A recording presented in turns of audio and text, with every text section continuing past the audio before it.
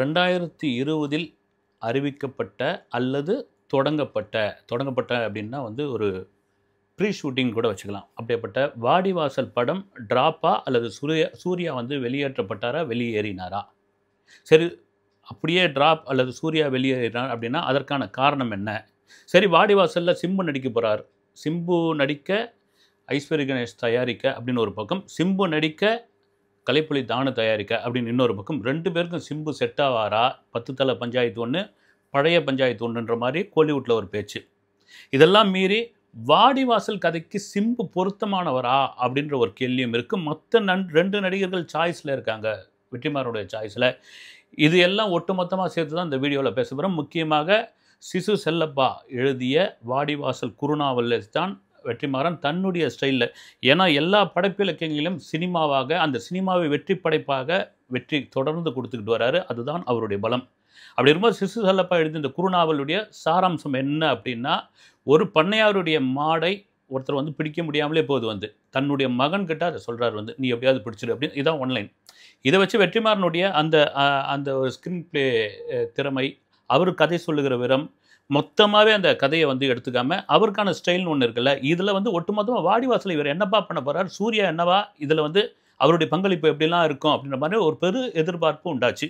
2020 கலைப்புலி தானே எங்கே அவர் வந்து எந்த ஸ்டேஜுக்கு வந்தாலும் கேட்குற கேள்வி, எந்த சினிமா விழாக்களுக்கு வந்தாலும் வந்து பத்திரிகையாளர் என்ன கேட்பேன், வாடிவாசல் எந்த லெவலில் சார் இருக்குது அப்படின்னா, அது கண்டிப்பாக இருக்குமா. இப்போ கூட லண்டனில் வந்து ஒரு ப்ராஜெக்ட் ஒன்று, ஒரு டெஸ்ட் ரூட் ஒன்று, அதுக்கான ஒரு வேலை, ஏஐ சம்மந்தப்பட்ட வேலை இந்த ஃபோனில் இருக்குது, அதை நான் வந்து டைரக்டர்கிட்ட கேட்காம, வெற்றிக்கிட்ட கேட்காம நான் ஓப்பன் பண்ண முடியாது அப்படின்னு வரும். அந்த அளவுக்கு ஒரு பெரிய என்ன சொல்கிறது, தன்னுடைய கிரியேஷனில் இப்படி ஒரு படைப்பா அப்படின்ற ஒரு ஆர்வம் கூட அவருக்கு ஒரு பக்கம் இருந்தது.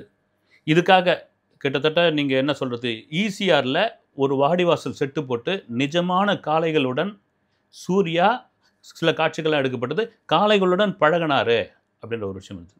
இதை வந்து ஸ்க்ரீன் பிளே பார்த்து பண்ணி ஏறக்குறைய மொத்த கதையும் சூர்யா உள்ளே எடுத்துக்கிட்டாரு அப்படின்ற பொழுது, சமீபத்தில் வெற்றிமாறன்கிட்ட வந்து எனக்கு வந்து பவுண்டட் ஸ்கிரிப்ட் வேணும் அப்படின்னு சூர்யா சொன்னதாக ஒரு தகவல் கோலிவுட்டில் பரவிட்டுருக்கு.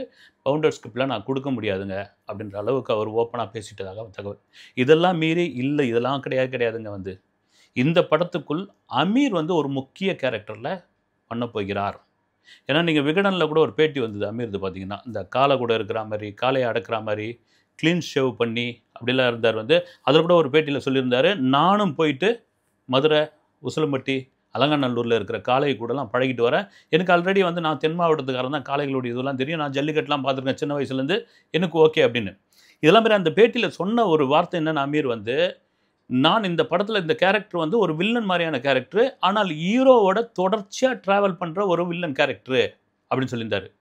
ஏற்கனவே உங்களுக்கு தெரியும், சூர்யா அமீர் பஞ்சாயத்து வந்து ஒரு பருத்திவீரன் பஞ்சாயத்து சில மாதங்களுக்கு முன் அல்லது கடந்த வருடம் அதற்கு முன் ஒரு பெரும் பஞ்சாயத்தாக சோஷியல் மீடியாக்களும் யூடியூப் சேனல்களையும் பல விதமாக பேசி அதில் ஒரு வழக்கு இருக்குது. அது ஓகே. அப்போ என்னென்னா, சூர்யா தரப்பில் இல்லை, சூர்யாவே அமீர் இந்த படத்தில் வரத்தை விரும்பலை, ஆனால் வெற்றிமாறன் அமீர் இருந்தே ஆக வேண்டும் அப்படின்ற ஒரு விஷயம் சொல்லி. ஏன்னா அமீர் இருந்தே ஆகணும்னு சொல்கிறதுக்கான காரணம்னா, வெற்றியோட ஒரு பழைய பேட்டியில் நீங்கள் பார்த்துருக்கலாம். வடசென்னை படத்தில் அந்த ராஜன் கேரக்டரை நான் கொண்டு வந்து வச்சப்போ, அந்த கேரக்டருக்கு நான் ஒரு டிசைன் பண்ணது வேற, ஒரு இயக்குனராக யார் அமீர் வந்து அதில் அவ்வளோ இன்புட் கொடுத்தாரு. இல்லைன்னா அந்த கேரக்டர் வந்து ராஜன் கேரக்டர் அந்த அளவுக்கு பெரிய அளவில் பேசப்பட்டு இருக்காது, அதுக்கு அவருடைய பங்களிப்பு அதிகம் உண்டு. அந்த ஒரு காரணத்துக்காக தான் வாடிவாசலில் அமீர் இருந்தால் அந்த கேரக்டருக்கு அவருடைய இன்புட் நிறைய கிடைக்கும் அப்படின்ற ஒரு 2 பேர் எல்லாமே நண்பர்கள் தான் சொல்லி வெற்றிமாறனே ஒரு இன்டர்வியூவில் சொல்லியிருப்பார். நான், கருப்பழனியப்பன், மறைந்த எஸ்பி ஜெகநாதன், அமீர் எல்லாம் நாங்கள் ஒரு செட்டு, நாங்கள் எல்லாம் வந்து ஒரு பகுத்தறிவு சார்ந்த விஷயங்கள், கம்யூனிசம் சார்ந்த விஷயங்கள் எல்லாத்தையும் பேசிப்போம், எங்களுக்குள்ள முரண்பாடுகள் இருந்தாலும் அடுத்த நிமிஷம் நாங்கள் வந்து நண்பர்களாக மாறிடுவோம் அப்படின்னு. இதெல்லாம் மீறி ரொம்ப அழுத்தம் திருத்தமாக போகிற இடமெல்லாம் ரொம்ப நம்பிக்கையோடு தானு வந்து இந்த படம் இருக்கும் சொல்கிறதுக்கான காரணம் என்னென்னா, இந்த ப்ரீ ப்ரொடக்ஷன் வாங்கலை, ப்ரீ ப்ரொடக்ஷன் இல்லது டெஸ்ட் ரூட்டு எது வேணாலும் வச்சுக்கலாம், ஏறக்குறைய அந்த படத்துக்கு கிட்டத்தட்ட 70 கோடி ரூபாய் அவர் செலவு பண்ணியுள்ளதாக ஒரு தகவல். அவங்க உண்மையிலேயே வந்து வாடிவாசல் அந்த செட்டு, நிஜமான காளைகள், ஆர்டிஸ்ட்டுக்கு வந்து அட்வான்ஸு, டெக்னீஷியன்ஸுக்கு அட்வான்ஸு, சென்னையில் ஒரு ஆஃபீஸு, மதுரையில் ஒரு ஆஃபீஸு, எத்தனை முறை ட்ராவலு, லண்டனுக்கு இதுக்காக போயிருக்காங்க அவங்க. அந்த ஏஐ மாதிரியான தொழில்நுட்பத்துக்காக லண்டனுக்கு போயிருக்காங்க. இதெல்லாம் சேர்த்து அவருக்கு வந்து ஒரு ₹70,00,00,000 மேல செலவு அப்படின்பொழுது, இத எப்படிங்க ட்ராப் பண்ண முடியும்? அப்படின்ற ஒரு விஷயம். அதே வேளையில் ஒரு படைப்பாளியாக நான் வந்து பவுண்டட் ஸ்கிரிப்ட குடுக்க மாட்டேன் யார்கிட்டும். நான் அதுக்கான இதுவே கிடையாது. ஸ்பாட்ல வாங்க, இத்தனை காலம் அப்படி தான் படம் பண்ணேன். நீங்க நடிங்க அப்படின்னு சொல்ற ஒரு விஷயம். சரிங்க, வெற்றிமாறன், தனுஷ் அந்த கெமிஸ்ட்ரி இருக்குல்ல, அதுதாங்க பெரிய அளவுல ஒர்க் அவுட் ஆயிருக்குது. இது எப்படி வந்து தனுஷ் உள்ள வர முடியுமா? அப்படின்னா, தனுஷ்க்கு ஆல்ரெடி வந்து நெறைய லைனப் இருக்குது. நம்ம ஏற்கனவே சொல்லியிருந்தோம். தனுஷ் வந்து அஜித்த வச்சு படம் பண்ண போறாரு அப்படின்னு சொன்னபோது கூட சொல்லியிருந்தோம். அவருடைய லைனப் முழுக்க சொல்லிக்கிட்டே இருந்தோம். ஆனா, தனுஷ்க்கு ஒரு பெரிய ஆசை தான். ஆனா, வெற்றிமாறன பொறுத்தவரைக்கும் இந்த கேரக்டருக்கு ஒரு தனுஷ் வந்து ஒரு ஆகச்சிறந்த கலைஞன். அதில மாற்று கருத்து கிடையாது.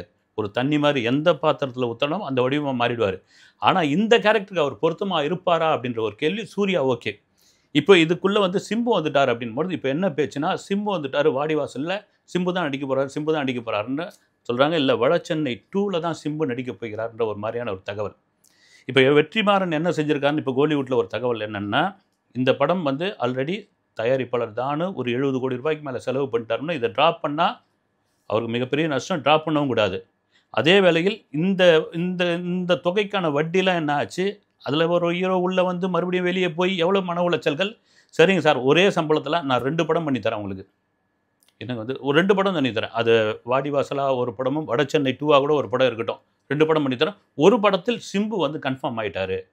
சரி, இங்க தான் சரி வடசென்னை 2ன்னு கூட வச்சுக்கங்க நீங்க. வாடிவாசல் தாண்டி. வடசென்னை 2க்குள்ள சிம்பு இருக்கார் அப்படின்னா, முதல்ல பேசப்பட்டது ஐஸ்வரி கணேஷ் இந்த படத்தை தயாரிக்கப் போகிறார் அப்படின்ற மாரி விஷயம். அதுக்கு வாய்ப்பில்ல ராஜான்னு கோலிவுட்ல நான் விசாரிச்ச வகையில் இல்லங்க. அது வாய்ப்பில்ல. அதுக்கு காரணம் என்னன்னா, 10 தல படம் அவங்க புரொடக்ஷன்ல தான் சிம்பு நடிச்சாரு.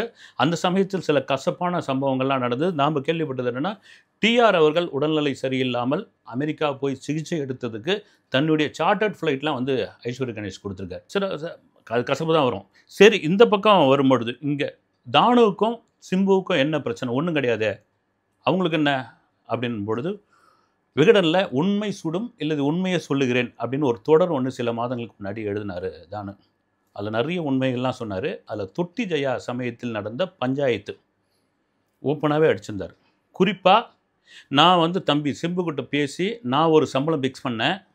தம்பி நடிச்சுக்கிட்டே இருக்கும்பொழுது, படம் முக்கால்வாசி இருக்கும்பொழுது, அவங்களுடைய அம்மாவும், அப்பாவும் கவுன்சில்ல வந்து இந்த சம்பளம் கிடையவே கிடையாது. என் மகனுக்கு தவறா சொல்லிட்டீங்க அப்படின்னு சொல்லி அவங்க ஒரு சம்பளம் இது பண்ணாங்க. அது ஒரு பெரும் பஞ்சாயத்தாச்சு. அப்படி அந்த சம்பளம் தான் நான் பொய்யான சம்பளம் சொல்லிட்டேன் அப்படின்னா, இந்த பிளாங்க் செக் நான் கீழ வைக்கிறேன். எவ்வளோ வேணாலும் ஃபில் பண்ணிக்கங்க அப்படின்னு சொல்லி அந்த பிரச்சனைய சால்வ் பண்ணேன் அப்படின்னு சொன்னாப்ல. தொட்டி ஜெயா உண்மையிலே பிரமாதமான படம். அந்த படம் ஏன் உடனே தெரியல. இந்த இந்த ஒரு கிளாஷ், இந்த ஒரு நெருடல், இந்த ஒரு மனக்கசப்பு சிம்புவுக்கு இருக்குமோ அப்படின்ற ஒரு கேள்வி. சினிமாவுல வந்து சொல்லுவாங்கல்ல, அரசியல் மாரி வந்து நிரந்தர நண்பர்கள் கிடையாது, நிரந்தர பகைவர்களும் கிடையாது. இதில என்னப்பா இருக்குது வந்து, இன்னைக்கு ஒண்ணா சண்டை போட்டுருவாங்க, நாளைக்கு ஒண்ணா சேர்ந்துப்பாங்க, நாளைக்கு சேர்ந்து சண்டை போட்டுங்க, அடுத்த நாள் வந்து இதுவாயிடுவாங்க. இதெல்லாம் சகஜம் அப்படின்ற பொழுது, ஓகே, வடசென்னை கேரக்டருக்கு சிம்பு சரியாக இருப்பாரா? அப்படின்பது ஏன் இருக்க மாட்டாருன்ற ஒரு கேள்வி. காரணம் என்னன்னா, எஸ்டிஆர் 49 ஏறக்குறைய அத டிராப்ன்னு சொல்ல வேணாம், தள்ளி வச்சுட்டாங்க. டான் பிக்சர்ஸ் தள்ளி வச்சாச்சு. அவங்களுடைய நோக்கம், டான் பிக்சர்ஸோட இப்போதைய நோக்கம் என்னன்னா, இட்லி கடையை எப்படியாவது அக்டோபர் 1ஆம் தேதி கொண்டு வந்தாகணும்.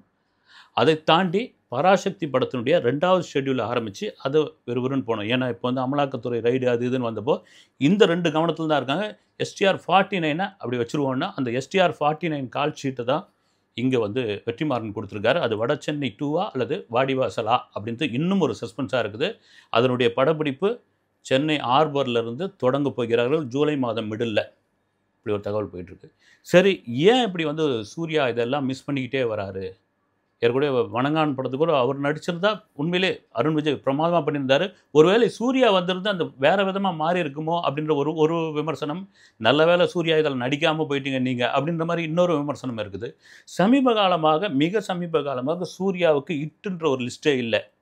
அப்படிங்கும்போது வெற்றிமாறன்லாம் இன்னைக்கு வந்து வெற்றி டைரக்ஷன்ல சும்மா ஒரு சீன் வருவோமா அப்படின்னு தவங்கெடுத்துட்டு இருக்காங்க. வெற்றிமாறன் போற இடம்லாம் பிரசாத் லேப் வராரு ஒரு ஃபங்ஷனுக்கு. கிட்டத்தட்ட ஒரு 50 பேர் ஃபாலோ பண்ணின்னு வராங்க காருக. அதில பாதி பேர் நடிக்க சான்ஸ் கேட்கறவங்க, மீதி பேர் வந்து அசிஸ்டன்ட் டைரக்டரா சான்ஸ் கேட்டு வரவங்க. எந்த அளவுக்கு வந்து அவருடைய அந்த என்ன சொல்றது, நான் 90களில் பார்த்த சில டைரக்டர்லாம் அப்படியே ஞாபகம் இருக்குது. அவங்கலாம் வந்து ஏன்னா அப்போ 80கள்லாம் வந்து பாரதி ராஜா கார் போனா பின்னாடியே துரத்தின்னு போவாங்கன்னுவாங்க. நடிக்கிறதுக்கு அந்த பார்சன் காம்ப்ளெக்ஸ் ஜெமினி பிரிட்ஜுக்கு கீழ அவ்வளோ பேர் வெயிட் பண்ணிட்டு இருப்பாங்கன்னுவாங்க. அப்படி தனக்கு ஒரு வாய்ப்பு கிடைக்குமா? ஒரு சீன்லயாவது கிடைக்குமா? அப்படின்னு ஏங்கிக்கிட்டு இருக்காங்க. நீங்க அப்படி பார்த்தீங்கன்னா, ஆடுகளம் படத்தில நடிச்சிருந்தாரு முருகதாஸ். அவர் கூட ஒரு தடவ என்ன சொல்லியிருந்தாருன்னா, ஒரு பேட்டியில என்ன அதுக்கப்புறம் வெற்றி சார் கூப்பிடவே இல்ல. ஒரு நாள் அவர் கார் வந்து பிரசாத் லேப்ல இருந்துட்டு வரும்பொழுது திடீர்னு கார் முன்னாடி போய் விழுந்துட்டேன். விழுந்தோனே பதறி அடிச்சு வெளிய வந்து அடிக்க வந்துட்டாரு. "என்னடா?" அப்படின்னு கேட்டாரு வந்து. "நீங்க சான்ஸே குடுக்க மாட்டேன்னு நான் கூப்பிடுற நேரம் கூப்பிடுறேன். இப்படிலாம் பண்ணினா சுத்தமா உன்ன கூப்பிட மாட்டேன் போடா" அப்படின்ட்டு அனுப்பிச்சு விட்டாரு அப்படின்னு.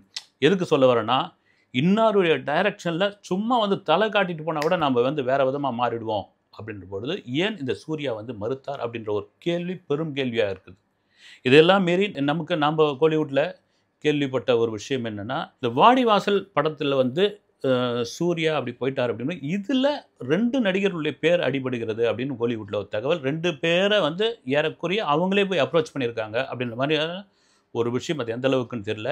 ஏன்னா வந்து ஒருத்தர் வந்து அருண் விஜய். நம்ம சூர்யாவோட படம்லாம் போய் அருண் விஜய் தான் போய் கேட்கணுமா? அருண் விஜய்க்கு தான் வரணுமா? ஏன்னா வணங்கான் கூட அது மாதிரியான விமர்சனங்கள்லாம் இருந்துகிட்டு இருந்தது. இன்னொரு நடிகர் வந்து அருள்நிதி.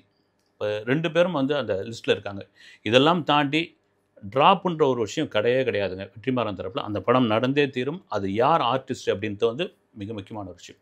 இதெல்லாம் தாண்டி வெற்றிமாறனுக்கும், தனுஷுக்குமான அந்த ஒரு ஒரு ஒரு வேவ் லென்த்ன்னு கூட சொல்லலாம். ஒரு பாண்டிங் கூட சொல்லலாம். அது எங்கேருந்து தொடங்குச்சுன்னா, ஒரு கார்ல நான் பாலுமகேந்திரா சார் கூட அப்படி வந்து கே.கே. நகர்லேருந்து அப்படி போகும்போது, உதயம் தியேட்டர்ல ஒரு பேனர பார்க்குறேன். பார்த்துட்டு பாலுமகேந்திரா சார்கிட்ட சொல்றேன், "இந்த பையன் எதிர்காலத்தில பெரிய நடிகரா வருவான் சார்" அப்படின்றேன். "அப்படியா?" அப்படின்னு பார்த்துட்டு அவர் போறாரு வந்து. அப்புறம் பாலுமகேந்திரா டைரக்ஷன்ல ஒரு படம் பண்ணாரு. என்னுடைய திருமணத்துக்கு நான் அசிஸ்டன்ட் டைரக்டரா இருந்தப்போ, ஒரு ரூ. 1,00,000 தேவைப்படுது அப்படின்னு தனுஷ் கிட்ட கேட்டபொழுது, கடனாக கேட்டபோது, எந்தவித கேள்வியும் இல்லாமல் எனக்கு ரூ. 1,00,000 குடுத்தாரு. ஏன்னா, அப்போ ஒரு பெரிய நடிகரும் கிடையாது. இந்த மாதிரியான பெரிய சம்பளமும் கிடையாது. இதில் ஏற்பட்ட ஒரு நட்பு தான் பொல்லாதவன் படத்திலிருந்து தொடர்ந்து வந்துகிட்டே இருக்குது. அது ஒரு வேவ் லென்த், அது ஒரு அண்ணன் தம்பி பாசம், எது வேணாலும் சொல்லிக்கலாம் அது. இன்னார் இன்னார் டைரக்ஷன்ல இந்த நடிகர் இருந்தா அந்த கெமிஸ்ட்ரி சூப்பரா ஒர்க் அவுட் ஆயிடும்பா அப்படின்னு. இப்ப சிம்பு இந்த இந்த வெற்றிமாறன் ப்ராஜெக்ட்டுக்குள்ள வந்ததுக்கே வந்து தனுஷே ஓகே சொல்லிட்டாரு அப்படின்ற மாரி ஒரு விஷயம் கண்டிப்பா வந்து. ஏன்னா சிம்புக்கும் ஒரு ஒரு கம்பேக் கண்டிப்பா தேவைப்படுது. சிம்புவும் ஆகச்சிறந்த நடிகர் என்பதில மாற்று கருத்து கிடையவே கிடையாது. அப்போ சிம்பு வடசென்னை 2வா வாடிவாசலா அப்படின்ற பொழுது எதுவா இருந்தாலும் பரவாயில்லங்க. வெற்றிமாறன் டைரக்ஷன்ல நான் நடிக்கிறேன். அது எனக்கு போதும் அப்படின்ற அளவுக்கு அவர் வந்து இதெல்லாம் மீறி சிசு செல்லப்பா அவருடைய அந்த வாடிவாசல் நாவல் படமாக ஒரு உயிரோட்டமாக யாரை கொண்டு வரப்போகிறது என்பதை தாண்டி வெற்றிமாறனுடைய படைப்பாக அது வரும் என்பதில் மாற்று கருத்து இல்லவே இல்லை. அடுத்த வீடியோவில் சந்திக்கிறேன். நன்றி.